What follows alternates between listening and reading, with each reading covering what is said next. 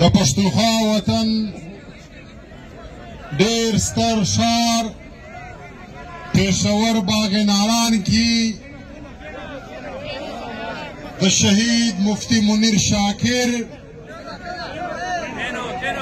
په نماز جنازه کې شریک شو ټولو مشرانو سپین ږیرو د مختلفو سیاسي ګوندو نمایندګانو ستاسو د ټولو په اجازه د ټولو اول پر پښتونخوا وطن مین د پښتون قام پر مقدمه پر بیانیه باندې شهید سوی مفتی منیر شاکر ته د عقیدت د مینې او احترام سره ګلونه وړاندې کوم. خدای پاک دې دته جنت الفردوس ورپر نصیب کړي او پاته پسماندګانو ته صبر جمیل غواړم. عزیزانو پښتنو، د شهید مفتی منیر شاکر د شهادت واقعه دا په اوسني وخت کې د پښتون افغان ملت تر ټولو لویه زیاده چې د په موجوده وخت کې د خپل قام ډېره بهترینه ترجماني کوله، د خپل وطن خبره یې کوله، د خپل ولس خبره یې کوله.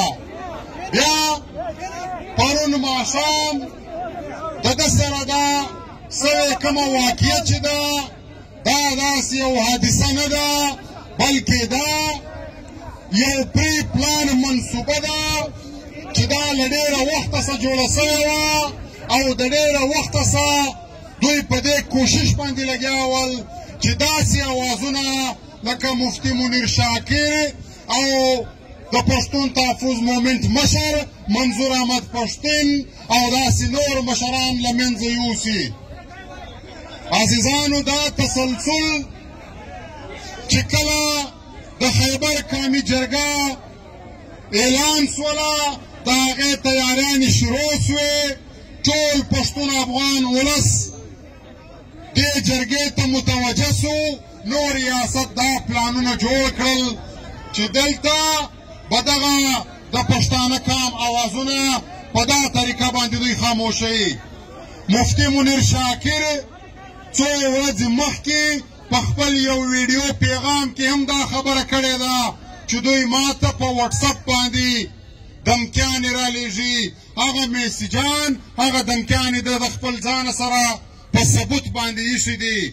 بیا دوی د دې ریاست دلته د پېښور انتظامیې ته ورغلي دي، د تاڼې ایس ایچ او ته ورغلي دي، دا میسیجان یې ورښکاره کړي دي.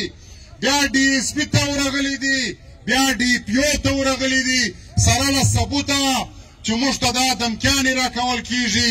لہذا د دې ښار او د دې ځي د ولس د امن و امان ذمهواري ستا ده. خدا یوه ذمهواره کس د شهید مفتی منیر شاکر دا خبرې سنجیده نه واخیستې، بلکې دوی د ده په شهادت کې ملوثه دي. دا به موږ دوی هم تر غاړه رانیسو چې تاسو د مفتي صاحب دا خبره سنجیده ولې نه واخیسته. او بیا چې پرون په دا دماکه کې مفتي صاحب زخمي سوی و، ژوبل سوی و، د ده بچیانو او ملګرو هسپتال ته رسولی و. نو اوس تاسو د ده د بچي وینا واورېده چې په هسپتال کې دی روغ رمټ و، خبرې یې کولې، د ډاکټرانو سره یې خبرې وکړې او خپل د ټولو میډیسنو نومان یې ډاکټرانو ته ور وښول چې زه دا میډیسن خورمه، زه یوازې د پښو د خوا لږ په عذاب یمه. مفتي صاحب تر پښو را بالایه صحیح سلامت ولو، خو د ده د زوی په وینا چې څنګه دوی اوټي ته ننه ایستی د پښې د اپریشن په بهانه باندې 15 منټه هم نه دي سوي چې دوی راووتل او ما ته دا پیغام راکړئ چې مفتي صاحب په شهادت ورسېدی. نو دا څه ساده خبره نه ده عزیزانو. مفتي صاحب په خپله هم د دې ذکر کړی و او دا یو تسلسل را روان دی. د دې تسلسل څه به تاسو ټول خبر یاست عزیزانو. د ننه څه 3 میاشتې مخکې په واڼه کې زموږ د تحریک درې ډېر ذمهواره ملګري په اکسیډنټ کې په شهادت باندې ورسېدل. بیا د هغوی نماز جنازه په جنوبي وزیرستان اعظم ورسک کې کېدله. نو عزیزانو تاسو ټول بیا په خبر سواست چې په هغه جنازه کې د جنازې څخه 2 منټه وروسته یو خودکش بمبار پټاو سوی و. دا خودکش بمبار زموږ پوره معلومات دا دي چې دا په مشر منظور احمد پښتون پسې راغلی و. د دوی دا نیت ولو چې منظور احمد پښتون به دې جنازې ته راځي، نو لہذا دا منصوبه یې جوړه کړې وه چې دا خودکش بمبار یې هغه جنازې ته رالېږلی و. خو چې کله هلته منظور احمد پښتون شرکت نه وکړي، بیا هغه خودکش بمبار پر خپل موټرسایکل باندې کښېنستی واپس تللی، نو هغه بمان پر ده باندې په خپله پټاو سول. د دې پوره تحقیقات له موږ سره سته. همداسې 2 ځله په جنوبي پښتونخوا کې پر مشر باندې ځانمرګي بریدونه وسول. بیا دلته د دې جرګې په شپو کې زموږ ملګرو 2 ځله د ریاست دا منصوبه ناکامه کړه چې دوی دا منصوبه جوړه کړې وه چې مشر له منځه یوسي. نو عزیزانو دې ریاست پوره یو فیصله کړې ده چې دلته به هر هغه غږ دوی خاموشه کوي چې هغه د پښتانه کام دپاره پورته کېږي. دوی به هر هغه اواز خاموشه کوي چې هغه د پښتونخوا وطن دپاره پورته کېږي. دوی به هر هغه سر پرې کوي چې هغه دلته په پښتونخوا وطن کې د امن خبره کوي. دوی به هر هغه وجود په شهادت رسوي چې هغه دلته د ریاستي ترهګرۍ مخالفت کوي.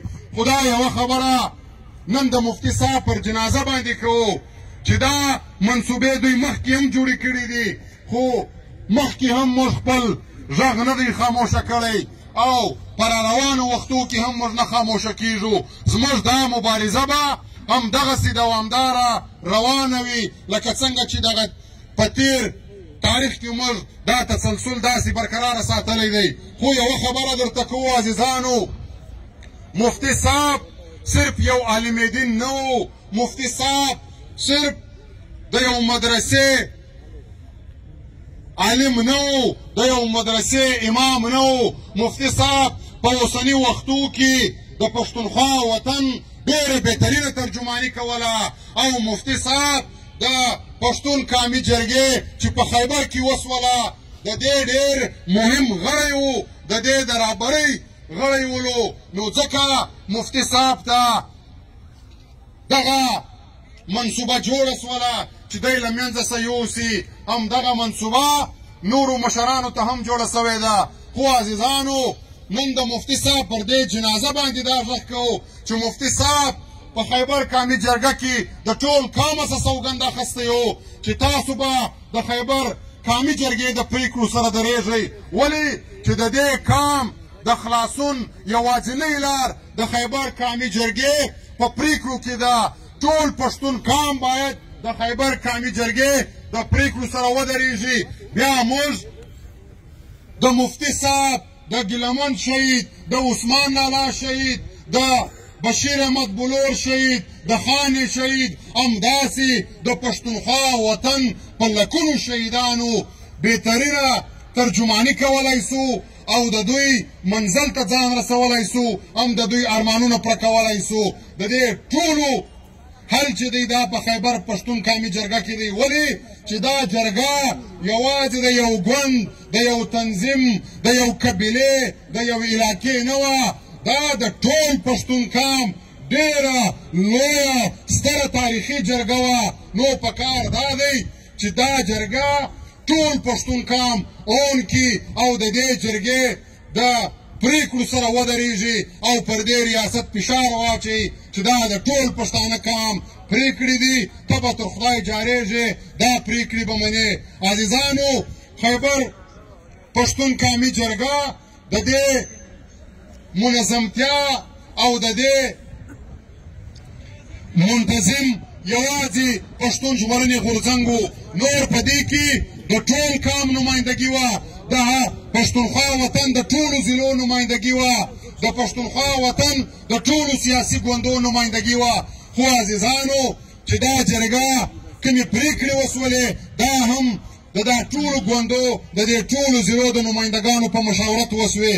خو عزیزانو د دې جرګې د پرېکړو د عملي کولو دپاره به اوس په کار دا دی چې بیا دغه ټول نمایندګان سره یو ځای سي او د دې دپاره یو منظمه لایعمل جوړ کړي. که چیرې یوازې پښتون ژغورنې غورځنګ دغه لایعمل پر مخ باندې واخلي نو بیا به دا ډېره غیر مناسب خبره وي چې دا پی ټي ایم یوازې پر ځان باندې دا خبره ختمه کړله. نو موږ خواست دا کوو چې زموږ د کام د خلاصون یوازینۍ لار دغه د خیبر کامي جرګه ده. آخري خبره دا کوم عزیزانو چې زموږ پر دې پښتونخوا وطن باندې دوه پردي جنګونه سوي دي چې د هغو ګټو پردوی وړي دي. زموږ وطن ته یوازې تاوان راغلی دی. یو جنګ د روسو د امریکې ترمنځ وسو، پاکستان پکې د کرایې د سپاهي کردار ادا کوي. په دې کې پاکستان اټومي قوت جوړ سو، امریکا نړیوال طاقت جوړه سوه او نورو ملکو پکې خپلې ګټې یوړې. خو پښتونخوا وطن ته یوازې جنازې رالې، زموږ ټول وطن ایدره سو. بیا زموږ په وطن کې یوه بله لوبه د ایران او د عربستان پر دې خاوره باندې وسوه د شیعه او د سني په نامه باندې. دا زموږ جنګ نه و، دا انټرنیشنل د ایران او د عرب جنګ و. خو ریاست پاکستان بیا پښتونخوا وطن به طور د کرایې میدان استعمال کوي او جنازې یې مشترک کړې. عزیزانو دا وخت بیا یو نوی جنګ پر پښتونخوا وطن را روان دی د چاینا او د امریکې په شکل کې. زه خواست کوم ټولو پښتنو ته چې نور خپل ځانونه وپېژنئ، نور د خپل کام د خپل وطن د خپل ولس مفادات وپېژنئ، نور د دې پردی جنګو ښکار مه جوړېږئ. زموږ په مسجدانو کې دومره اذانونه نه دي سوي لکه څنګه چې د جنازو اعلانونه پکې وسول. نور پر خپل کام باندې زړه وسوځئ، نور د خپل کامه سره ودرېږئ، خپلواکي وګټئ او دا دښمن د خپل وطن څخه وشړئ. نو د مفتي صاحب ټولې کورنۍ ته او د دوی تنظیم ته پوره ډاډ ورکوو. پرون ماخستن هم چې څنګه دا واقعه وسوه زموږ وفد ورغلی و، دوی ته یې پوره ډاډ ورکړی و چې تاسو هېڅ قسم مه په وارخطا کېږئ. پښتون تحفظ مومنټ ستاسو سره په اول صف کې ولاړ دی، ځانونه یې کړه مه بولئ چې هره پرېکړه کوئ موږ به در سره ملګري یو. نن د ده پر جنازه باندې بیا دا ډاډ دوی ته ورکوو چې ځانونه به هېڅکله یوازې نه بولئ، موږ در سره یو، د سر په سودا در سره یو. مفتي صاحب ته جنت الفردوس د خدای پاکه څخه غواړو او ستاسو یو جان مننه کوو.